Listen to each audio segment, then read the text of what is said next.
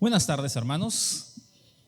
Buenas tardes con todos. Qué gusto una vez más estar aquí y tener la oportunidad de compartir la palabra y hoy día continuar, de hecho, empezar un tema que de hecho nos va a acompañar por los siguientes domingos y que de una forma muy específica también nos va a dar la oportunidad de posicionarnos en algunas cosas que vamos a hacer como iglesia. Pero para eso vamos a pedir dirección a Dios, que es lo que siempre hacemos, así que ahí donde estamos te invito a inclinar tu rostro, dirigirte a Dios en oración junto conmigo y pedir que Él nos pueda hablar. Oremos.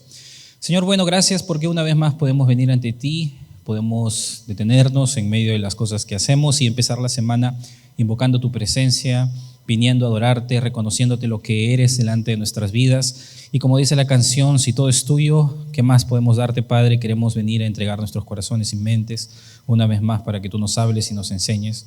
Y te oramos, Dios, para que nos des entendimiento y dirección y que en medio de lo que nos toca ahora escuchar de tu verdad podamos ser retados, guiados y encaminados cada vez más en base a tus principios. Guíanos en este tiempo de principio a fin. En el nombre de Jesús. Amén. Muy bien, hermanos, entonces vamos a comenzar. Hoy día vamos a empezar un tema nuevo que lo hemos titulado Una fe contagiosa. ¿Y por qué? Bueno, esto viene a colación por una realidad que vamos a estar experimentando como iglesia y de hecho lo hemos venido masticando ya bastante tiempo atrás. Hace no muchos meses estuvimos conversando con el pastor, varios de los líderes, viendo diferentes necesidades que la iglesia tiene y entendiendo la envergadura de la iglesia y las diferentes necesidades que hay, que no puede depender de un solo hombre, en realidad son varios, por eso en el cuerpo pastoral y varios que están incluso moviéndose en diferentes ministerios, tenemos que ser intencionales con algunas de las cosas que deben suceder en medio de nosotros. No podemos dejar al azar simplemente que algunas cosas sucedan. Y una de esas, es una de tantas en realidad, es hacer correr el evangelio, que la palabra de Dios se mueva. Y no solo en este púlpito, sino fuera de este púlpito. Intencionalmente como iglesia nosotros tenemos que dar a conocer el evangelio y lo hacemos dentro de estas cuatro paredes. Literalmente dispusimos que la primera parte del año comencemos a fortalecer nuestras estacas, como dice el texto, viremos hacia adentro y comencemos a alimentarnos directamente bajo las necesidades que como iglesia todos tenemos, como cristianos, como hijos de Dios, hacia adentro.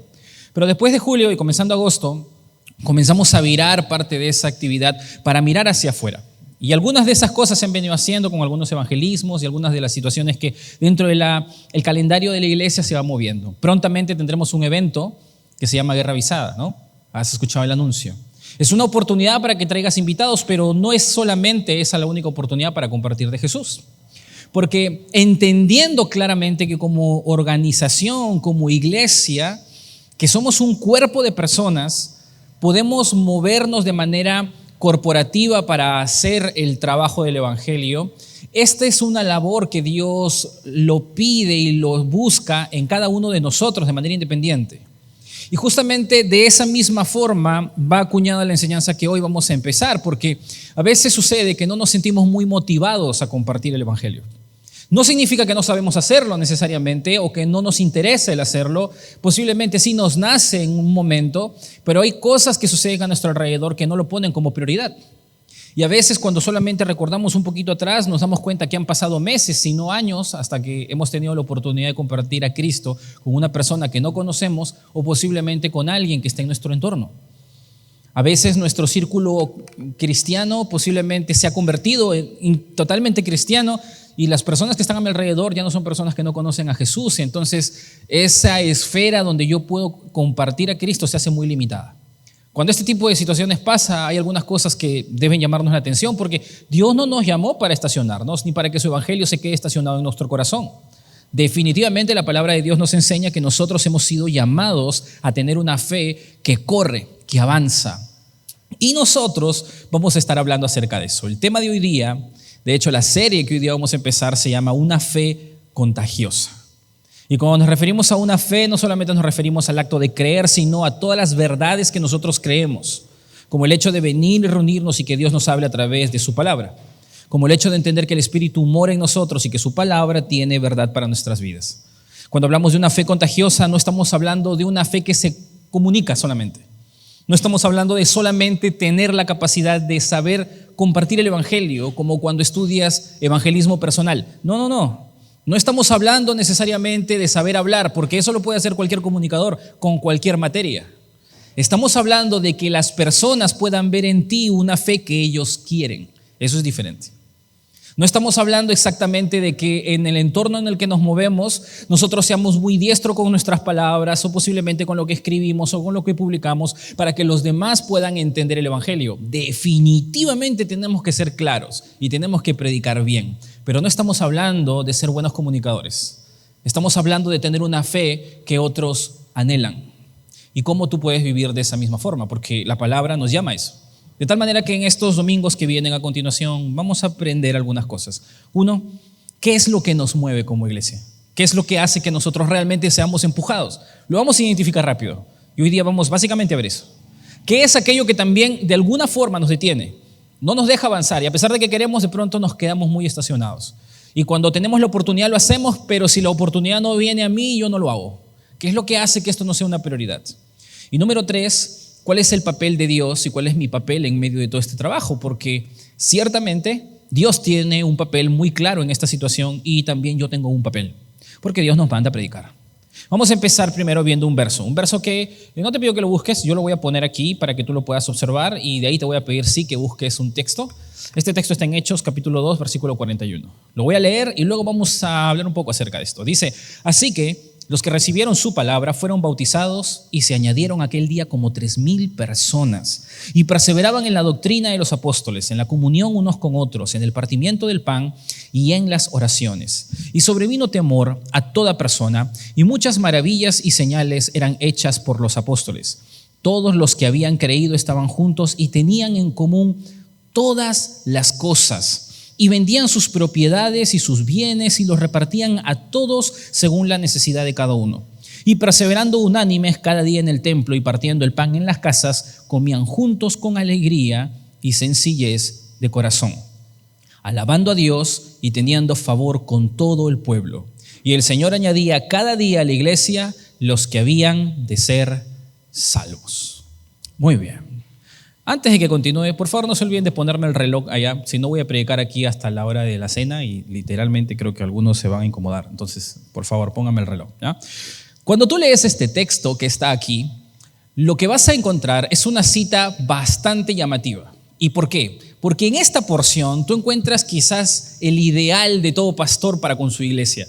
Si tú lees estos versos, lo más probable que en algún momento lo has hecho, te vas a dar cuenta que aquí hay algunas características, algunas realidades espirituales de la iglesia cuando inició y que todo cristiano que trabaja en el reino de Dios, que ama a la novia de Cristo, que de alguna manera trabaja con vidas incluso, anhelaría tener. Si tú tienes un grupo pequeño, si tú trabajas con jóvenes, con niños, con adultos, con matrimonios, con ancianos, con lo que sea.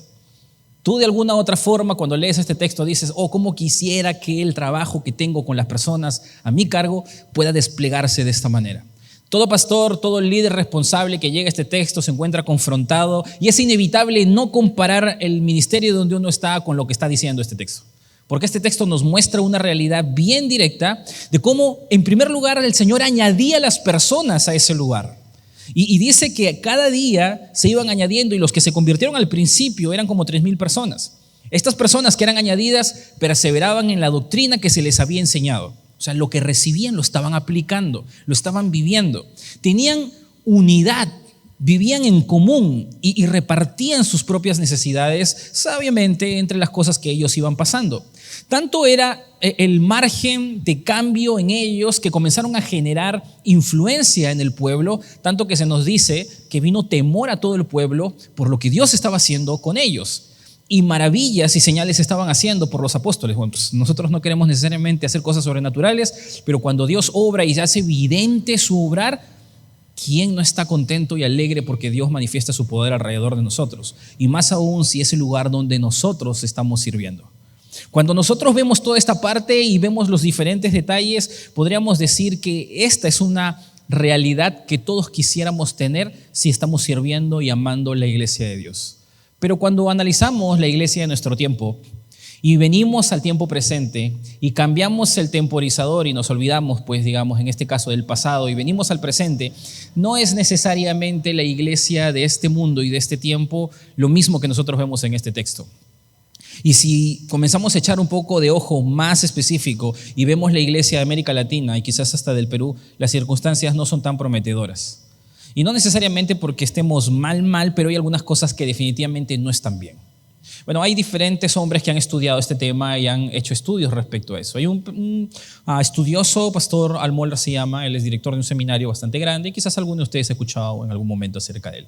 Bueno, él hizo un estudio, buscó a diferentes fuentes acerca de cómo el crecimiento espiritual se estaba desarrollando en Estados Unidos. Lo que te voy a mostrar no es acá de Perú porque, bueno, en Perú no brillamos por ser formales. Estados Unidos literalmente estudia todo lo que hace, entonces ellos tienen información reciente sobre esto. Pero él menciona dentro de su estudio algunas de las cosas que nos pueden llamar la atención en el cristianismo de Estados Unidos y que no es muy diferente acá. Lo primero que encontró es que el 82% de los norteamericanos creen que el refrán "a quien madruga Dios le ayuda" es un texto bíblico. Entre los evangélicos era el 81%, es una mejoría de un 1%. ¿Te imaginas? O sea, has escuchado ese refrán, varias de las personas en Estados Unidos piensan que eso está en la Biblia. Y yo creo que a estas alturas tú ya sabes que no está en la Biblia ese refrán, no es un versículo, ¿no? Otra de las cosas que menciona el estudio es que menos del 50% puede nombrar los 4 evangelios. Los 4 evangelios. Bueno, yo no sé si aquí hay alguien que no sepa cuáles son los 4 evangelios. Posiblemente hay alguien aquí que no pasa mucho tiempo en la palabra o nos está visitando y no sabe. Bueno, pues más del 50% de los encuestados en aquel entonces ahí no sabía cuáles eran los 4 evangelios. Posiblemente se confundieron y pensaron que Génesis era un evangelio también, ¿no? Cosas por el estilo. Otra de las cosas es que la mayoría de los evangélicos norteamericanos no pueden nombrar a más de 3 de los 12 discípulos. ¿Tú puedes decirnos más de 3 o 4, más de 5, más de 6? ¿Cuáles eran los discípulos que estuvieron con Jesús? La mayoría conoce a Pedro, Jacobo y Juan porque fueron los protagonistas básicamente de los evangelios, pero de ahí, si no lees Mateo capítulo 10, no sabes sus nombres. 50% de los jóvenes encuestados piensan que Sodoma y Gomorra son los nombres de una pareja homosexual y no 2 ciudades. ¿Te imaginas? 50% de los jóvenes encuestados pensaban que Sodoma y Gomorra eran una pareja de personas o una pareja homosexual, ¿no? Este es más llamativo. Un porcentaje importante cree que el Sermón del Monte fue predicado por Billy Graham, ¿no? Esto ya es hasta irrisorio, ¿no? Curiosamente, este tipo de situaciones de alguna forma nos puede alcanzar y es triste, ¿no? Otra de las cosas que tú puedes ver, y quizás esto es lo más irónico, es que el 12% de los norteamericanos cree que Juana de Arco fue esposa de Noé, el que construyó el arca. Sí, le pusieron el examen, la hoja y eso marcaron, ¿no? Porque hay una falta de conocimiento bíblico abierta en el mundo. Y créeme que en Perú eso no es muy sorprendente.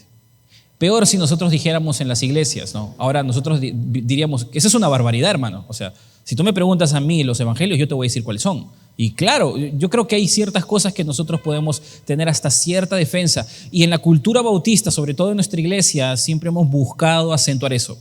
Pero estoy seguro que si aquí yo pregunto, ¿cuántos saben todos los libros de la Biblia de forma ordenada? No sé si voy a llegar al 50%. Si te digo que busques Abdías en menos de 5 segundos, ¿lo logras?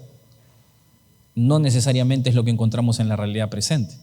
Es porque el uso de la Biblia no es una de las cosas que en este tiempo presente, donde todo está en video y donde todo está a un clic o a un dedo de disposición, no necesitamos estudiar mucho ni buscar información, pero ahí tenemos ciertos problemas.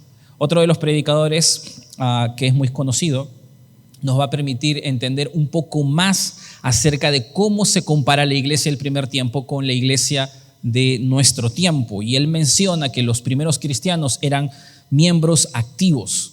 ¿Qué significa esto? Que eran miembros, o sea, siervos, personas activas, ministros activos en este caso, personas que están involucradas en la iglesia, no solamente llegando y formando parte de un grupo de personas, de parte de una sociedad, sino que eran personas activas, que se desenvolvían con labores específicas. En el tablero de ajedrez tenían una posición y una función específica. Esto es lo que está diciendo en este caso Og, que es el predicador que ha investigado esto. Él es un especialista en discipulado. Otra de las cosas que él menciona es que los primeros cristianos tenían un estilo de vida disciplinado, algo que la generación de nuestro tiempo difícilmente puede tener, indistintamente que sean cristianos o no.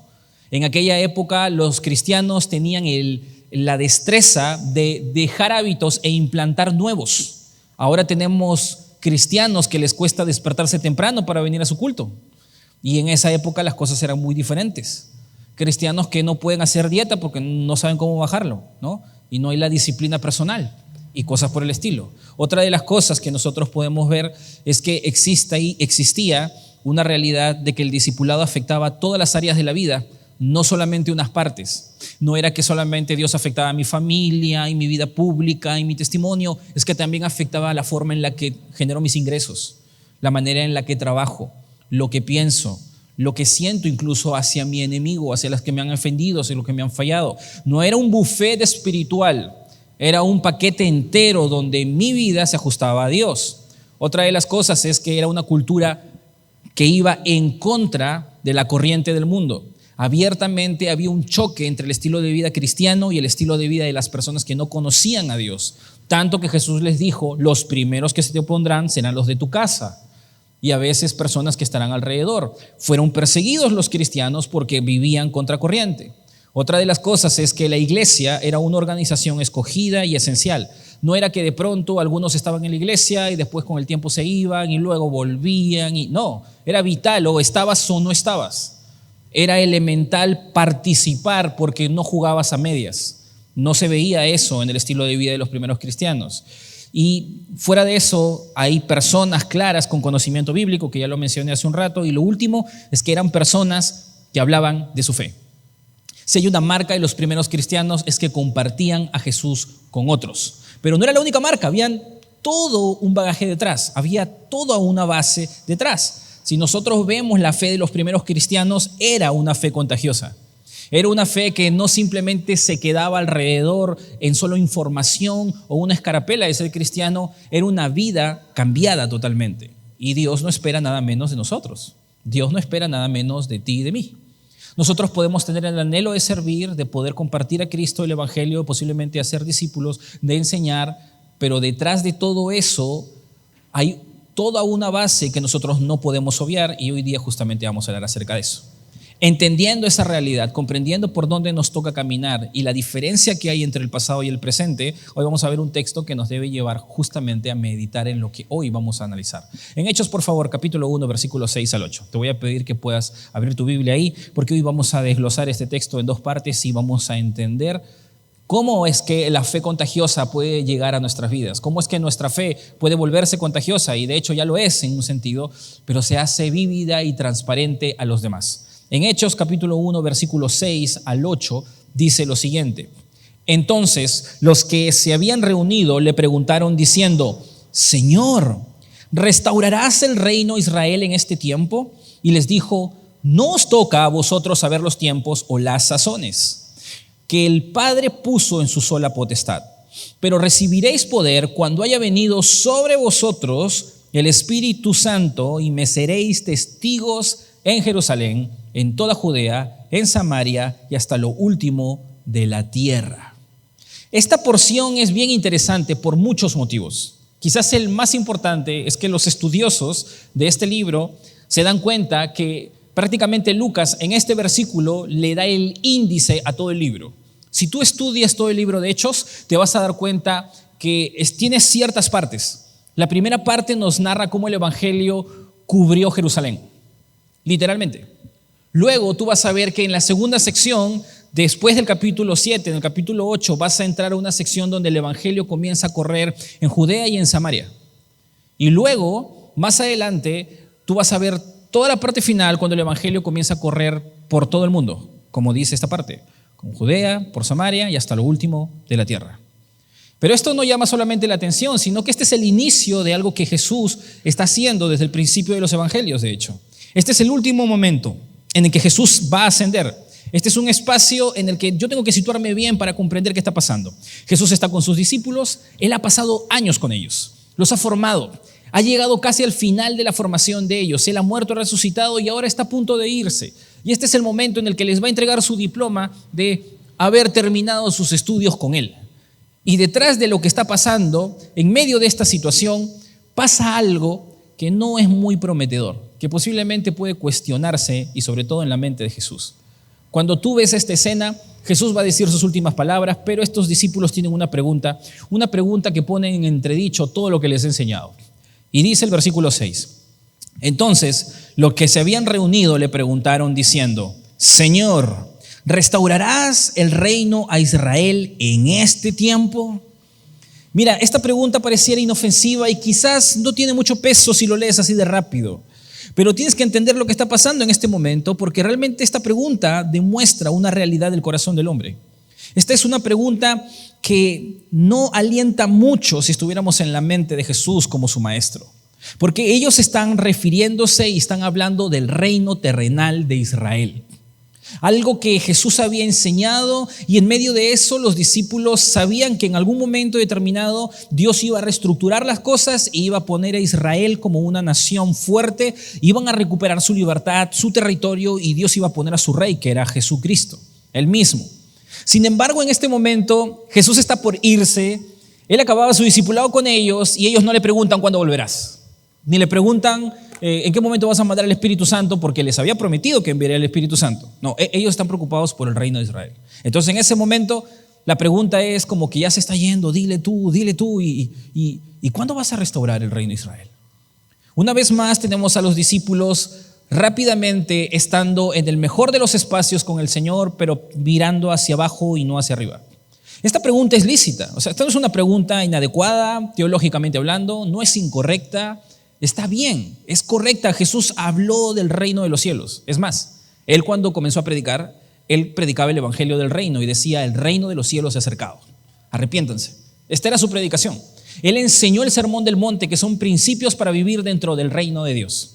Y si tú analizas todas las escrituras y las enseñanzas que Jesús dio en los evangelios, te vas a dar cuenta que Jesús habló del reino de Dios más de una vez. Sin embargo, también fue muy claro al declarar que el mayor de los problemas que los judíos tenían y que los hombres tenían no era la esclavitud política que tenían de parte de Roma, era la esclavitud espiritual que tenían por parte del pecado en sus corazones. Jesús no pasó un año simplemente hablando del reino, pasó hablando del reino que Dios iba a empezar en sus corazones. Y estos discípulos lo habían entendido, y aunque no lo habían comprendido todo, el Espíritu Santo todavía no estaba con ellos. Ellos habían recibido de cerca el evangelio de la libertad a través de Cristo.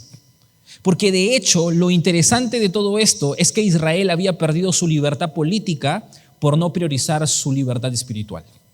Ellos adoraron dioses teniendo libertad, ellos decidieron abandonar a Dios teniendo la libertad de adorarle y seguirle, y Dios los castigó. Su juicio llegó quitándoles mucho de lo que ellos tenían, y ahora eran esclavos políticos. Pero ahora tenían al Cristo que los había liberado espiritualmente y los podía hacer libres, porque ya Él había muerto en la cruz. Sin embargo, ellos estaban mirando hacia abajo y no hacia arriba. Una de las cosas que tú puedes ver aquí es que literalmente ellos y nosotros podemos estar en la misma situación. Estos hombres habían recibido la dirección espiritual que ningún otro hombre hubiese podido recibir mejor. Tenían al mismo Jesús como maestro. Habían estado cerca a Él. Estaban dentro de sus planes. Dios no los había desechado. Dios los había resucitado, los había sacado de donde estaban. Literalmente Él había resucitado y detrás de eso los había vuelto a traer, y estaban con Él, con el mejor de los mentores. Sin embargo, a pesar de tener al mismo Jesús al costado, su corazón rápidamente podía pensar sobre lo que ellos querían. Esto nos demuestra que nuestro corazón caído muchas veces puede estar en medio del Señor y siguiendo buscando nuestro propio reino. Lo que tú puedes ver aquí es que esta forma de pensamiento no es anormal a nuestro tiempo. En nuestros tiempos, en este momento, hay un estilo de pensamiento y de vida que es utilitarista, es individualista, en el que yo puedo estar feliz y satisfecho sin que me importen los demás. Yo puedo estar dispuesto a buscar el bien, incluso a Dios, mientras que esto me satisfaga a mí, sin importar lo que a los demás a mi alrededor le vayan. Cuando en esta cultura nosotros vemos que hay gente que lucha y se esfuerza por ser feliz y posiblemente por obtener mejores posesiones, pero no le importa si pisa la cabeza de otro, o si para llegar al frente él, viendo a sus hijos, amando a sus pequeños, tiene que destruir otra familia, pues no interesa. Así vive el mundo. Nosotros literalmente, cuando vemos este comportamiento de los discípulos, entendiendo la situación que está pasando, podemos ver la premura que tenemos continuamente, a pesar de estar dentro del reino de Dios, que nosotros buscamos muchas veces buscar la ruta para hacer nuestro propio reino.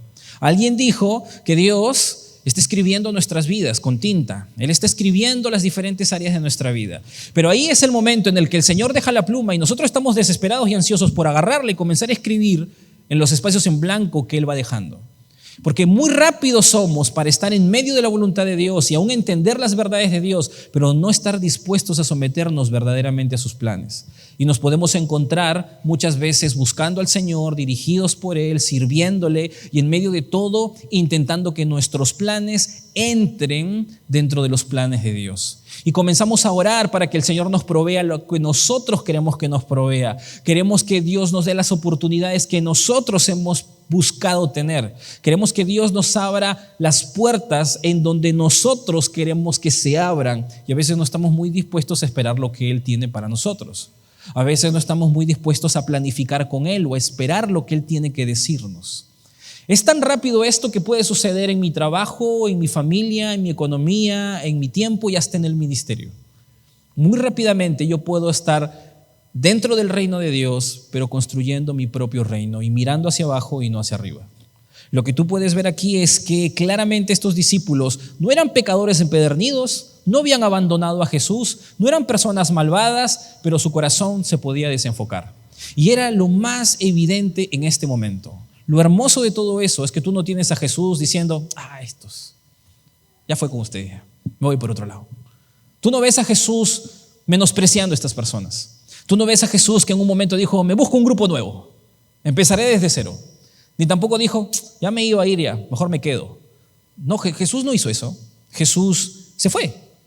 Confió en que aún no había terminado con ellos y que ellos necesitaban aún estar en comunicación con Él. Por eso enviaría al Espíritu Santo, el Consolador. No voy a entrar en ese tema porque ese tema lo veremos la próxima semana. Sin embargo, es claro que Jesús sabía lo que estaba pasando. Y si ellos rápidamente en su corazón podían ir por otro camino, nosotros ¿cuánto más? ¿Cuánto más podemos encontrarnos acomodando nuestras vidas para el Señor, pero en el fondo realmente no dependiendo de Él? Públicamente haciendo lo que todo cristiano debe hacer, pero en el fondo viviendo para mis propios planes. Hay ciertas cosas que de alguna manera juegan un papel muy importante.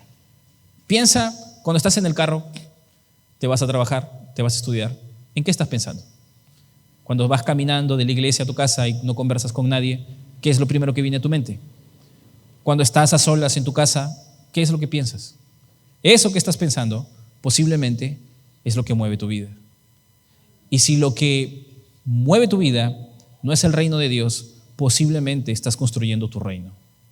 Es muy fácil que nosotros no lleguemos a comprender y alinear nuestra mente con el Señor cuando somos presionados desde diferentes lugares.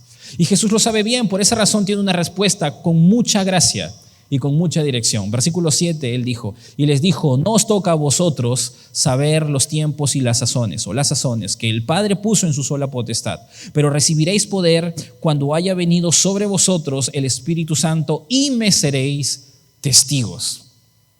Cuando lees esta porción, Jesús tiene una respuesta directa para ellos, y no es menospreciarlos, pero es decirles directamente, hay cosas que dependen de Dios y ustedes no tienen que jugar un papel ahí.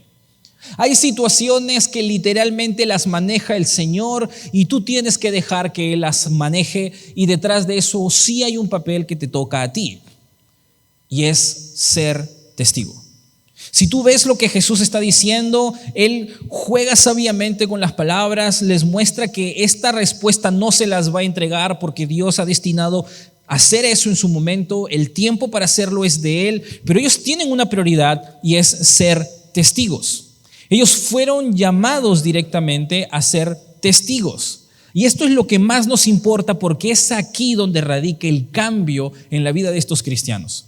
Estos cristianos después van a ver a Jesús partir, el Espíritu Santo va a venir sobre ellos y el Evangelio va a correr como nunca en la historia. Tanto que nosotros podemos leer ese texto que leímos al principio y decir cómo quisiéramos ser así.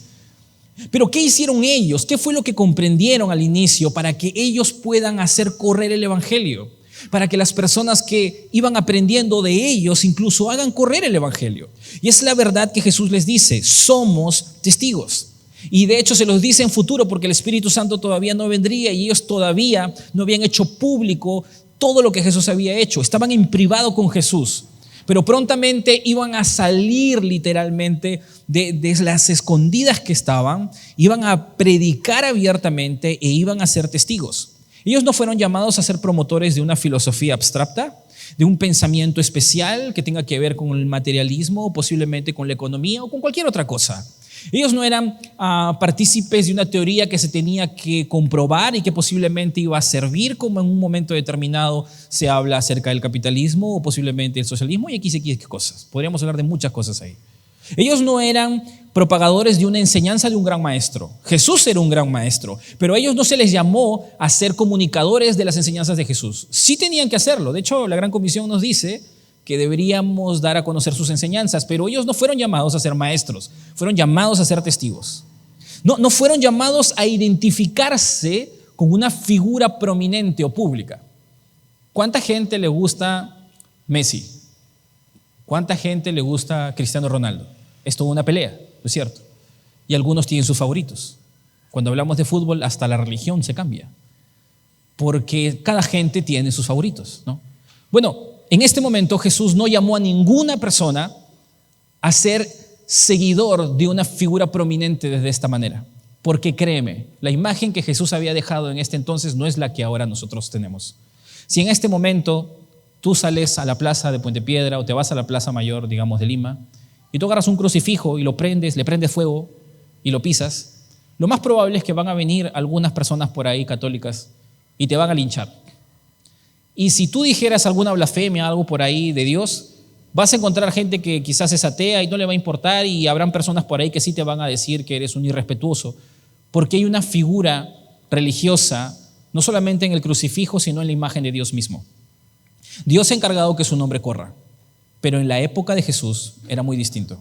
La cruz no era visto como algo respetable, ni algo que necesariamente tendría que respetar de otra religión. En aquel entonces las cosas habían sido terribles. ¿Sabes qué pasaba en aquel entonces? Había venido un hombre que había salido no de la realeza, sino del vulgo, y se había autonombrado Dios. Era muy inteligente y mucha gente lo siguió. Tanta gente lo siguió que los líderes judíos se opusieron a este hombre, y para los mismos gentiles, los que no eran judíos, esto era una vergüenza para los mismos judíos, porque sus propios líderes lo aprendieron y lo mataron, y como sus discípulos estaban avergonzados de que él había muerto a pesar de que había dicho que era Dios y que de hecho volvería a la vida, pues para ellos se habían escondido su cadáver, dice el texto, y de esta manera simularon su resurrección. Nadie en este entonces tenía una buena imagen de Jesús.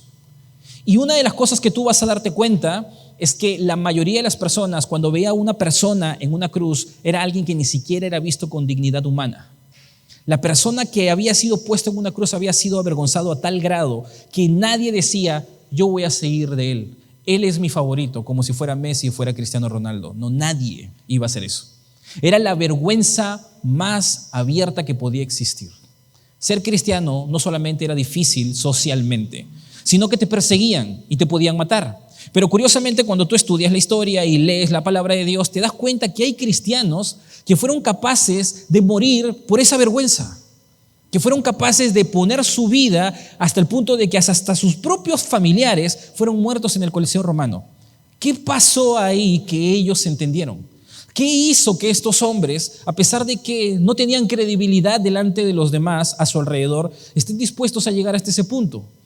Bueno, pues tenían convicciones, porque la palabra adecuada es esa. Tenían convicciones, pero ¿cómo es que llegaron a estar convencidos? Es que en este momento esto tiene sentido porque no fueron ellos llamados a creer una fórmula mágica para ser feliz. No se les entregó un libro nada más con principios para que ellos vean a ver si es verdad.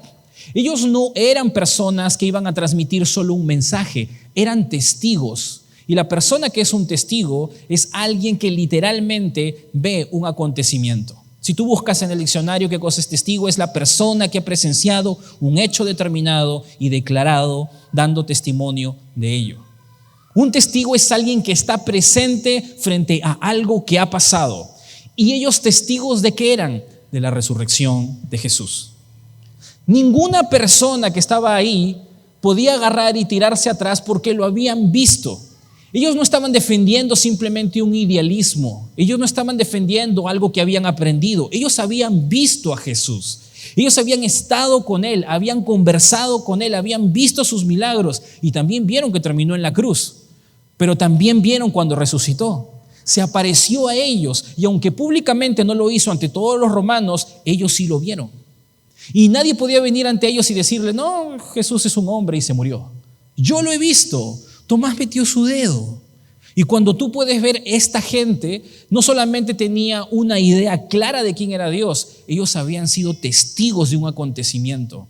¿Por qué crees que estos hombres estuvieron dispuestos hasta dar su vida?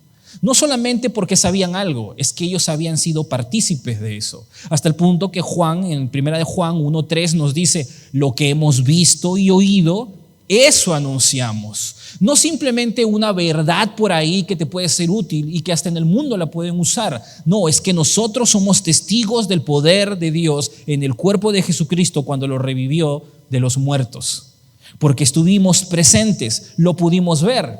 La palabra testigos en el idioma original es martus o marturus, que significa mártir, de donde viene el modelo literal de lo que se espera de nosotros cuando somos testigos. Testigos hasta la sangre, que es lo que significa, lo que muchos de los discípulos hicieron.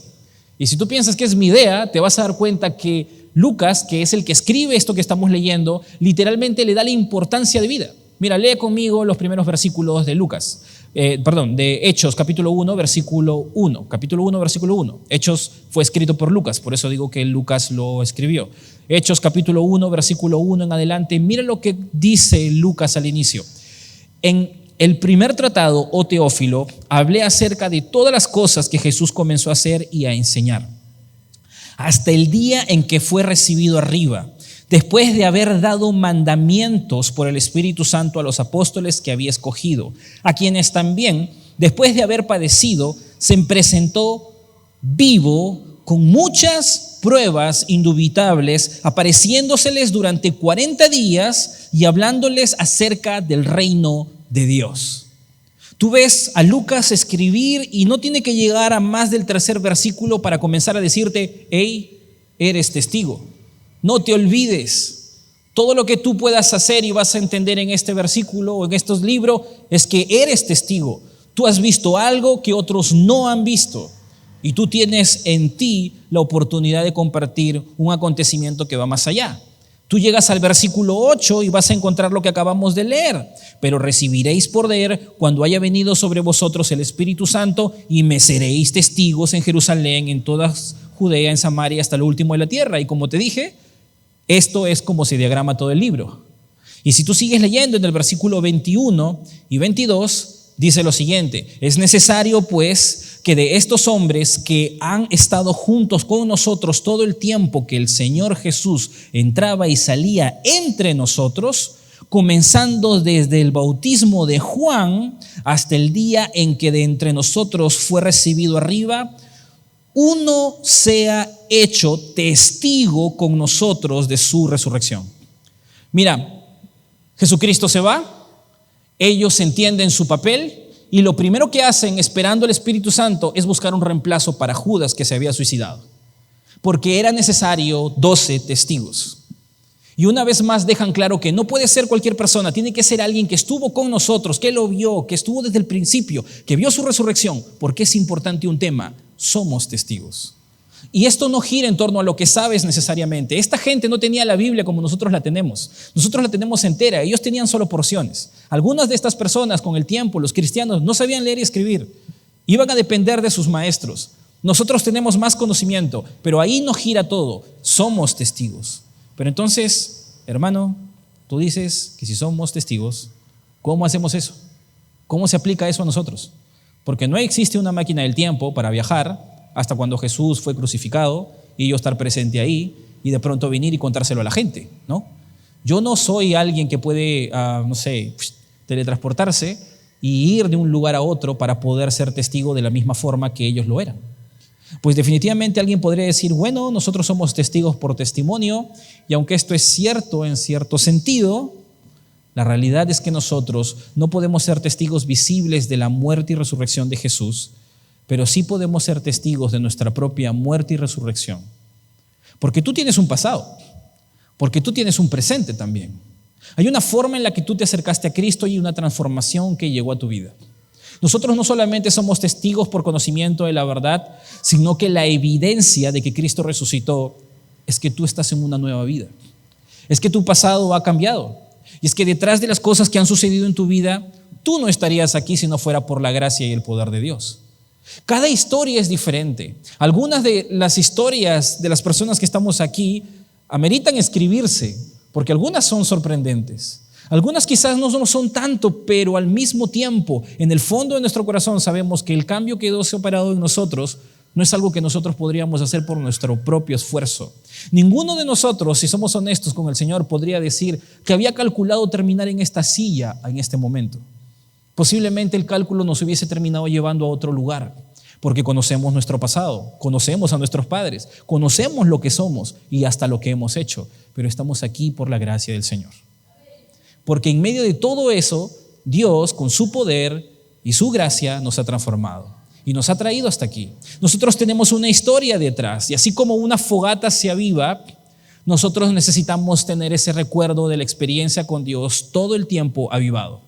Nosotros no somos necesariamente Jesucristo resucitado, pero somos personas que han pasado del antes al después.